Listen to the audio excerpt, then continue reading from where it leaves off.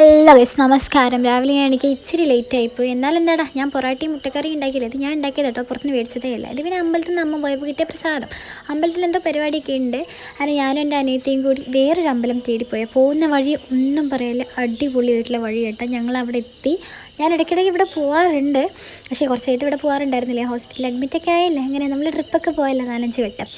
അനിതായിരുന്നു എൻ്റെ അമ്പലം. ആ മുന്നേ നടന്നു പോകണമാണ് എൻ്റെ അനിയത്തി, ഞാനാണ് അവളുടെ വീഡിയോഗ്രാഫർ.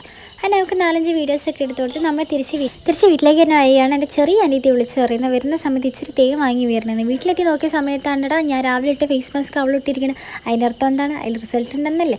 പിന്നെ ഞാൻ വീട്ടിൽ വന്ന് എൻ്റെ ഫേവറേറ്റ് ഫേസ് വാഷ് ഉണ്ട്, അത് ഇട്ടതിന് ശേഷം ഇപ്പോൾ എനിക്ക് കുറേ എൻ്റെ സൺടാനും കാര്യങ്ങളൊക്കെ മാറി. എൻ്റെ അടുത്ത വീഡിയോയിൽ ഞാൻ ഫേസ് വാഷ് കാണിച്ചു തരാം കേട്ടോ. നല്ല ഫേസ് വാഷാണ്, എനിക്കൊരാൾ പറഞ്ഞു തന്നിട്ട് ഞാൻ ഉപയോഗിക്കാൻ തുടങ്ങിയത്. പക്ഷേ സൂപ്പർ സാധനമായിരുന്നു.